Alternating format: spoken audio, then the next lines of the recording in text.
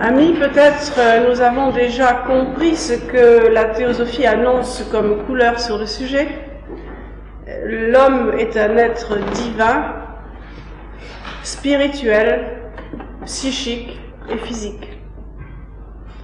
C'est dire que il a des dimensions beaucoup plus vastes que ce que nous connaissons dans notre vie quotidienne lorsque nous essayons de nous connaître à travers le nom que nous portons, le corps que nous employons, nous utilisons, et le caractère que nous manifestons. Nous sommes beaucoup plus vastes que tout cela, puisque la racine profonde de l'homme est précisément la conscience unique, divine, qui pénètre toutes choses.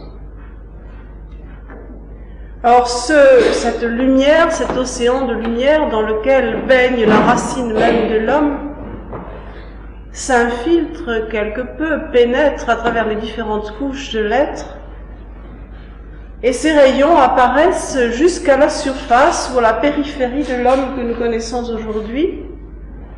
Et l'on pourrait dire que le phénomène de la conscience réfléchie, le fait de dire « je suis », est le mystère le plus grand que nous puissions avoir jamais à déchiffrer de vie en vie.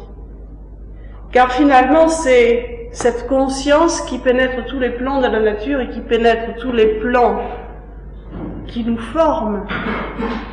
C'est cette conscience unique, ce fil d'Ariane, qui permet à l'homme de passer de l'état de veille à l'état de rêve, à l'état de sommeil profond, pour se réveiller avec la même identité, ou bien qui encore, au cours de sa jeunesse, au moment où son être superficiel, extérieur, se développe, lui donne le sentiment qu'il a vécu avant, et lui donne aussi le sentiment qu'après la mort du corps physique, ce n'est pas la fin de la conscience.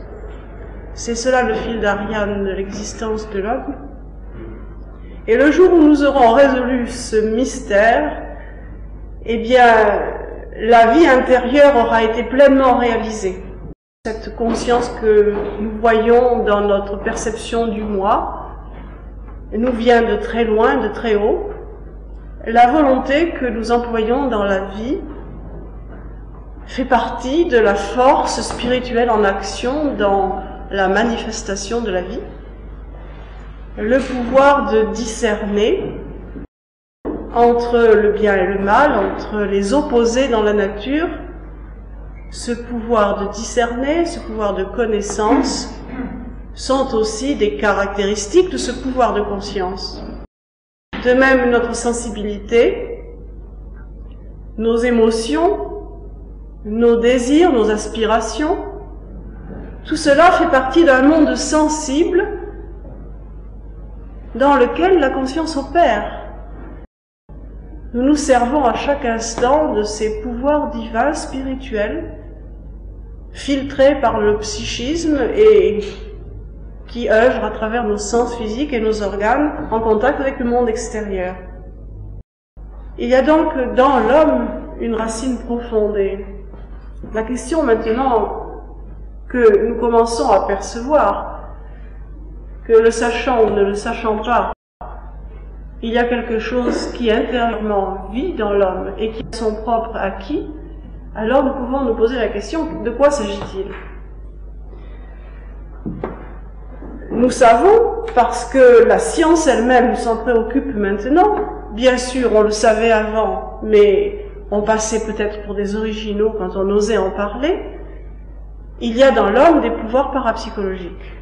L'homme peut être psy. C'est-à-dire qu'il a des facultés intérieures qui dépassent le monde physique et qui lui permettent d'entrer en relation avec un monde parallèle au monde physique et qui est un monde dit le monde astral.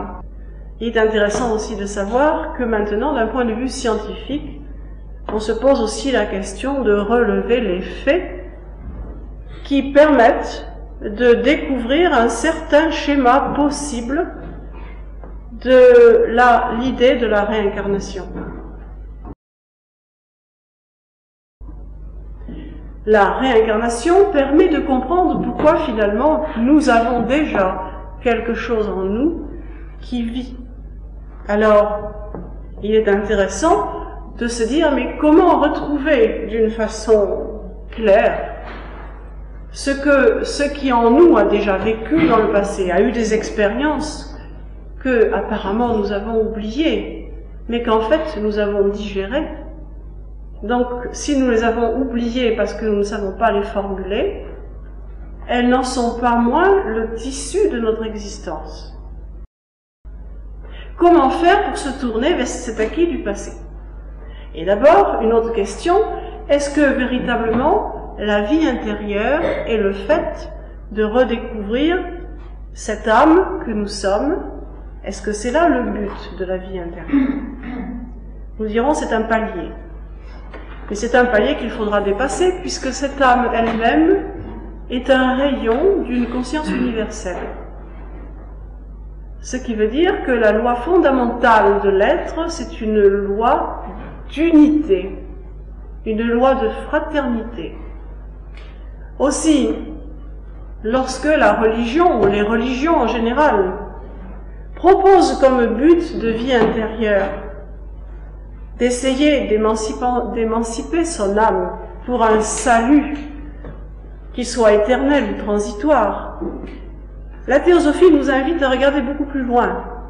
Et elle dit, l'homme n'est pas seulement un psychisme qui va pouvoir engranger les expériences, les digérer et les bénéficier de la présence du pouvoir d'assimilation qui est dans la nature spirituelle pour créer une entité individuelle, psychique très forte.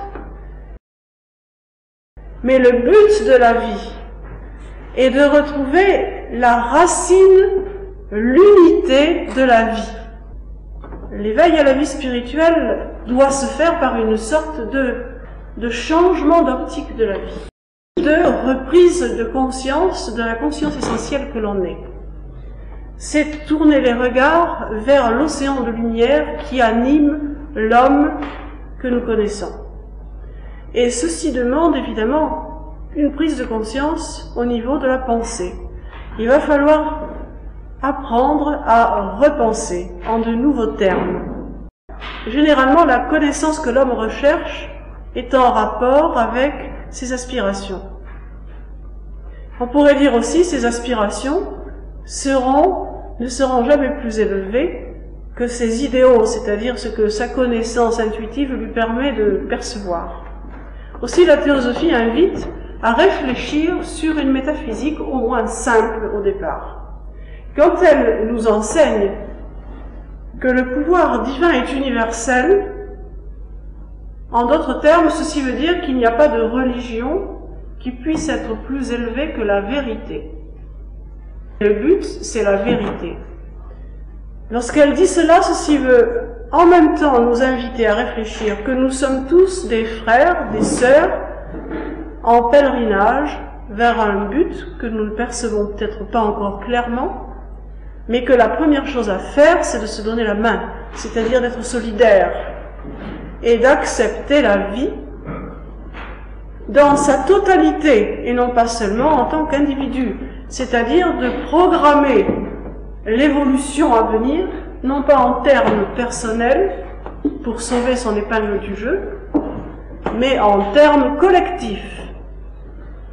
Ceci en soi est déjà une ouverture vers une vie intérieure, parce que cela nous apprend à regarder les autres non pas comme des visages, comme des femmes, comme des hommes, comme des pères, des mères, des enfants, mais comme des âmes sœurs, qui n'ont pas d'âge par rapport au corps que nous voyons, mais qui sont à la recherche de leur propre destin.